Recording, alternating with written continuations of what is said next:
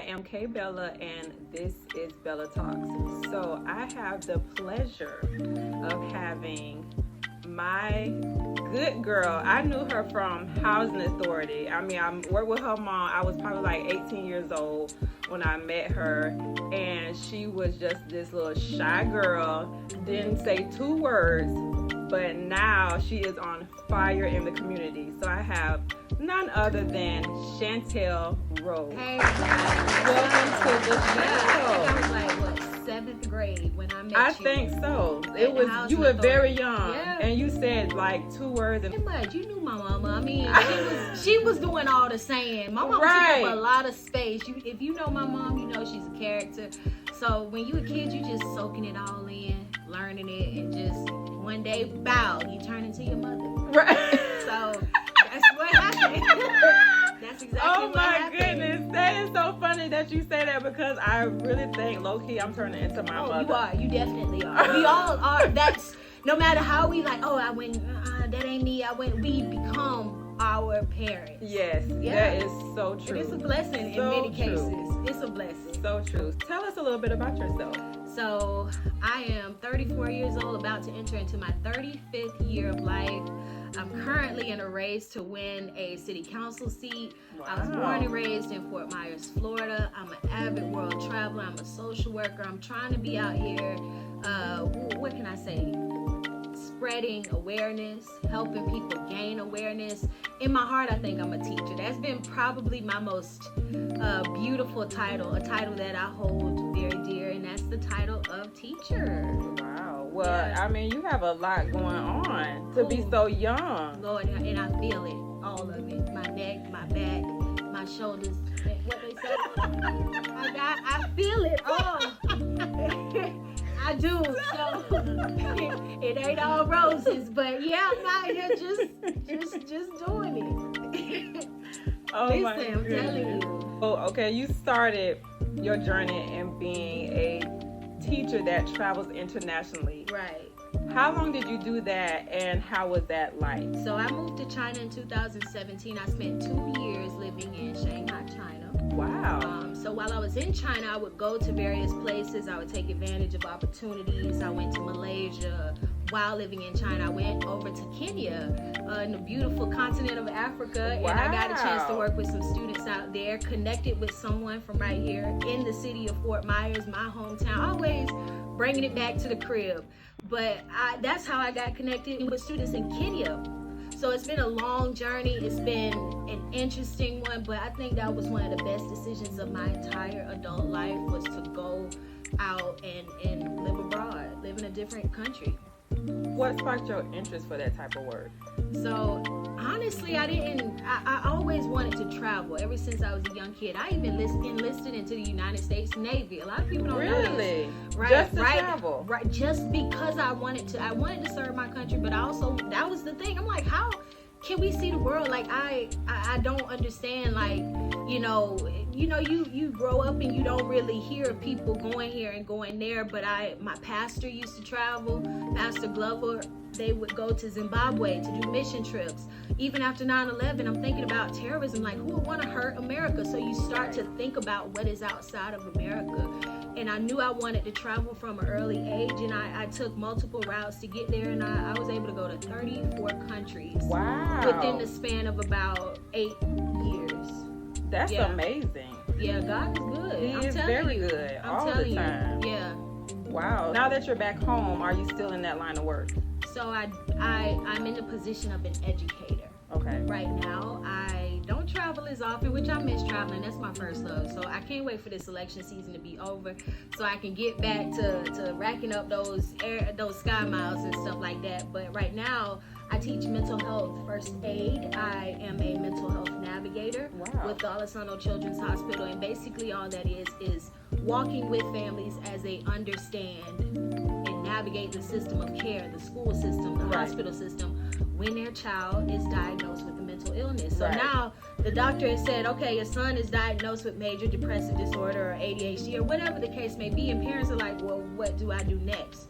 So we come in and say, hey, there are resources and accommodations offered through the school. So we connect them to therapy and psychiatry. Many of them have never had therapy That's in their life. awesome. Some of my children that I've worked with experienced the loss of a parent before the age of 5. Right, Don't you right. think that weighs on them? So behavior and all of the many things that constitute this phrase of mental illness.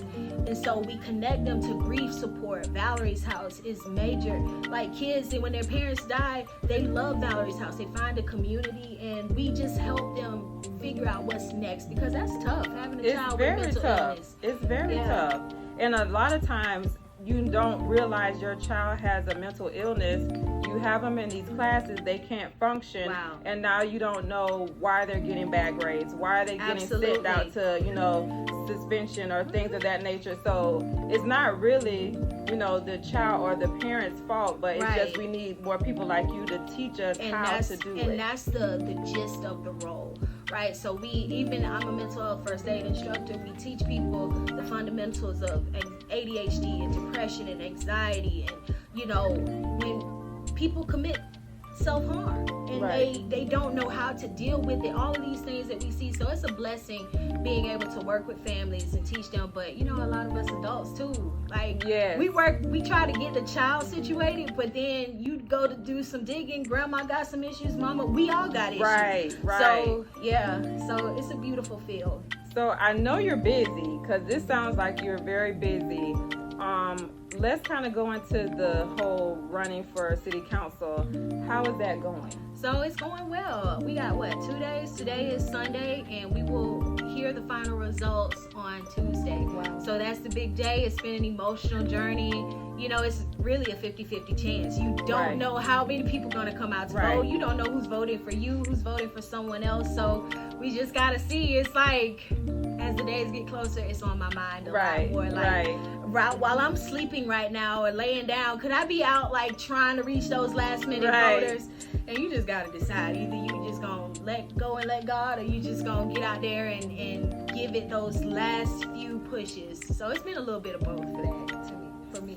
What was your reasoning for running for city council? I like that question. I like that question a lot. So my reason was packed. It was made. It didn't take me a very long time to make the decision that I was going to run for city council. It's kind of like something that you kind of feel is a part of your destiny, different forms of leadership. Even, as a child, my mom would have me out there and push me to participate and be the leader of a group and participate in governance and bringing people together and stuff like that. So I said, I just want to have an opportunity to practice it. And so when my grandmother passed away, she left me her house in Ward 3. It's been a lot. We're getting that up and running. We got some, you pass by, it look a little dingy, but don't worry, the inside is thriving. Right. But, I wanted to honor my grandmother's life with an action of service, of bravery, of courage. And I said, you know what? Why not? My mother ran for public office. Right. She did not succeed in her seat for Lee County tax collector, but she ran. So I saw this stuff early on, and I said, I want to participate in leadership in my own community. Why am I waiting on someone else to do it, or saying, oh, they should do this or they should do that? And I'm like, whatever. Let me just jump in the race for Ward 3, and that's how we got there. Well, you're doing very well, because you actually have a lot of supporters that are behind you, and your Instagram and your social media is booming. Yeah. Well, we see that you're doing a lot in the community, so we really appreciate you, because I'm Ward 3, so I appreciate her.